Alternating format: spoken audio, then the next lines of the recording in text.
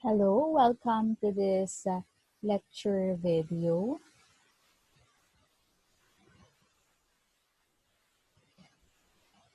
I'm Teacher Melay, and let's talk about problem solving and the conceptual framework of the K-12 mathematics curriculum. In our previous topics or previous activity rather, I asked you to come up with a list of what you know about the K-12 mathematics framework. So we actually did the KWL activity. KW stands for what I know, what I want to know, and what I learned. But of course, for the L, what I learned, that is to be answered in the future. So for the first one, what I know, so some of you answered that you are familiar that K-12 mathematics frameworks talks about the spiral progression, that it is from simple to complex, and we also have here the logical reasoning. So that is what you know in the K-12 mathematics framework. While for, based on what I want to know, so you have listed here, how does the concepts of mathematics be realistic for students to be engaged, and how does the problem solving relates to mathematical investigation and modeling. So which means you are also asking the relationship of this framework now to our lesson, which is problem solving, mathematical investigation, and reasoning. Okay, so to move on, so let us proceed now to the conceptual framework of mathematics education. So this is obtained, of course, in the K-12 basic education curriculum, downloadable online. So if you will ask me what is actually the connection of this framework in our lesson, obviously it is a math subject, and obviously we are focusing in the problem solving. And if you will look at the center of our framework, the conceptual framework of mathematics education, we have the two skills here, which is critical thinking and problem solving. So this is actually the twin goal of mathematics in the basic education level, particularly in kinder to grade 10. So we have critical thinking and problem solving skills. And of course, as claimed even before, we know that mathematics is applied in the real life. That's why also in the curriculum, it states there that mathematics is one subject that pervades life at any age and in any circumstances. So its values goes beyond the classroom and the school. Mathematics as a school subject therefore must be learned comprehensively and with much depth. So the idea here is that we, of course, we will not just focus on the concepts, but also with the applications of mathematics, particularly in the real life, because the main reason why we are teaching mathematics is because it is applied in the real life. And in particular, it can improve critical thinking and problem solving skills. So that's at the center of our framework. And then we have here cooperative learning, discovery and inquiry based learning, experiential and situated learning, reflective learning, and constructivism. So these are the pedagogies. It is the pedagogies that is required now in the K-12 mathematics curriculum. So of course, we know that when we are dealing with cooperative learning, it means that we allow our students to be engaged in activities that is not mainly, or it's not for independent learning only, but it involves, it can be by pair, it can be by group, in a way that they can cooperate with their classmates and brainstorm with their classmates. And then for constructivism, so we have here the constructivism pedagogy. So it is the theory that argues that knowledge is constructed when the learner is able to draw ideas from his or her own experience and to connect them to new ideas. So we allow our students to construct ideas. So when we are using constructivism.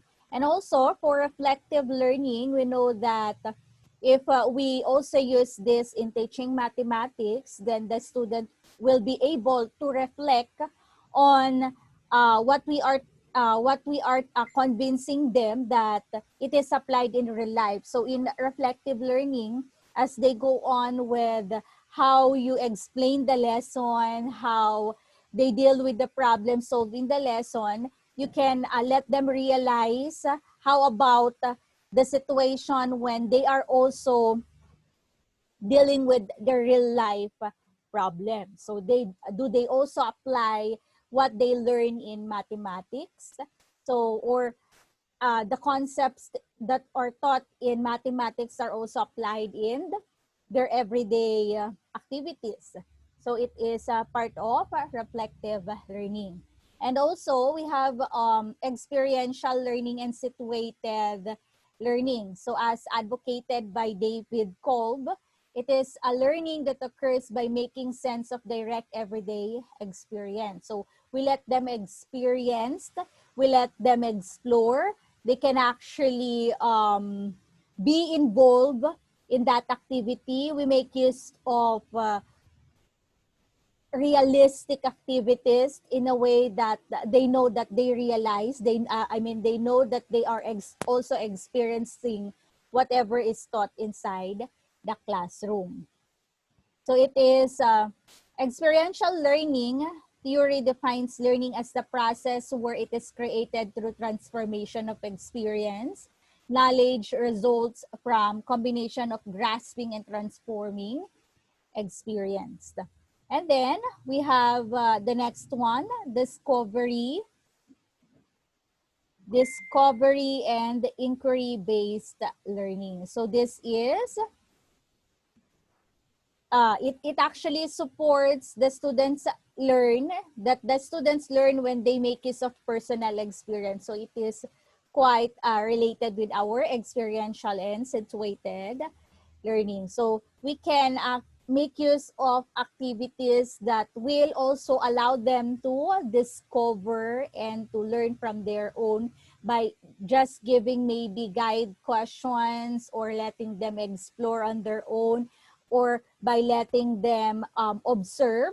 So in the mathematical investigation later on, this will actually be used in a way that you're going to observe numbers, you're going to observe patterns and come up now with your own discovery, that it can be in terms of formulas or general conclusions about the patterns, about whatever you will be investigating. So you will see the beauty of mathematics as we go on with this subject. So as mentioned, the cooperative learning, discovery and inquiry-based learning, experiential and situated learning, reflective learning, and constructivism are the pedagogies that are required in teaching mathematics. Okay, so aside from that, so we have here what are the content, what are the skills and processes, what are the values and attitudes, mathematical tools, and what are the contexts that we need to be providing or be complying when we teach mathematics. So first one, what are the content? So basically, the content of mathematics includes, so we have here the list, number and number sense, measurement, geometry, patterns and algebra, and of course, statistics and probability. So we can, if we go over with the K-12 basic education curriculum one by one, you can find there that these topics are actually in grade kinder, even in kinder to grade 10. So the contents, as mentioned, is from number and number system to statistics and probability. So just to have a brief discussion or brief background of what is all about this topic. So first, for number and number sense, it involves concepts about numbers, properties, operations, estimations, and their application. So it's of course the arithmetic or the basic operations. Well, for geometry, it will include, we know that it's about the figures, it's about visualization, reasoning. So those are the topics that are involved in geometry. So it can involve both. So we have the two-dimensional and also the three-dimensional figures in the geometry. So it can involve also geometric modeling and groups. While for patterns, how about for patterns and algebra? So this is the study of patterns, relationship. It can be also change in shapes and quantities. So it can be observed. So based from the observation, based from, for example, exploration and discovery, like when you are coming up with triangular numbers, square numbers, and all other numbers, you can come up with a general formula. So it includes also algebraic notation, symbols, equation, and functions that can represent, of course, the relationships. Well, for statistics and probability, we know that this subject is applied in doing or in conducting research. So it involves the research process like collecting, organizing, also coming up with either tables or charts, and also analyzing and interpreting the data. And until to the last part, you have to come up with your analysis and interpretation of your data. And to go beyond by giving also explanation on what is its implication now in the real life situation. And oh, okay, so that's it. So that's for the content.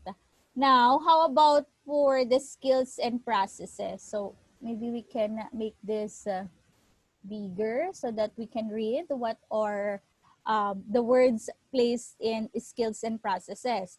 So in teaching mathematics education, we must also make sure that the skills and processes that we are enhancing or improving to the student are the following. So we have knowing and understanding. So they must be aware of the concepts. It can be about the terminologies related to the number sense, measurements, geometry, patterns, algebra, and all other mentioned content. And then we also have here estimating, computing, and solving. So we are, of course, expecting this in mathematics subject. Visualizing and modeling, representing and communicating. So we must also know how to communicate later our result or the meaning of the computed values.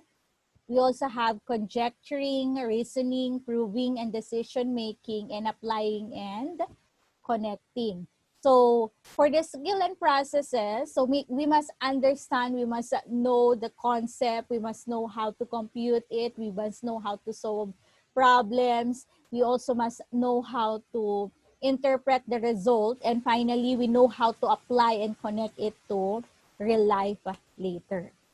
And what are the values? So let's move to the next one, values and attitudes. So we have the following values and attitudes. So we have to be we must teach our students accuracy. So that is, of course, in terms of also in their computation. So they must be accurate so that they will get the correct answer. So creativity in terms that you allow them later to explore or to make their own discovery and to present their data later in different forms. So this can be creativity, objectivity, and then also we have perseverance and productivity. So we also have here 5 values and attitudes. Okay, let's move to the mathematical tools. So what are the mathematical tools that we need to use in teaching mathematics? So it must be manipulative objects. So as I mentioned, if you want that they can you want to include a pedagogy that includes constructivism or experiential later, they must have a concrete object. So they must be using some manipulative objects also for them to discover and to make their own conclusion. So they can work, as mentioned, into a by pair, in individual, or by group. And then you can also allow them to use calculators and computers. So we know that in K-12 curriculum, so we have to also integrate technology. So we must also need we also need rather to integrate technology in teaching, such as aside from calculators, computers, you can also make use of smartphone, tablet, tablet PC, internet, and all other technology. Okay, so let's move to the context. So what are the context here? We have beliefs, environment, language, culture, learners, prior knowledge, and experience. So we have the listed context also. So as I mentioned, so in our conceptual framework of mathematics education, we can find in this framework the twin goal, the pedagogy that we need, and all the content, skill processes, values, attitudes, mathematical tools, and contexts that we are going to apply, we are going to use, we are going to enhance in teaching mathematics. So thank you for watching.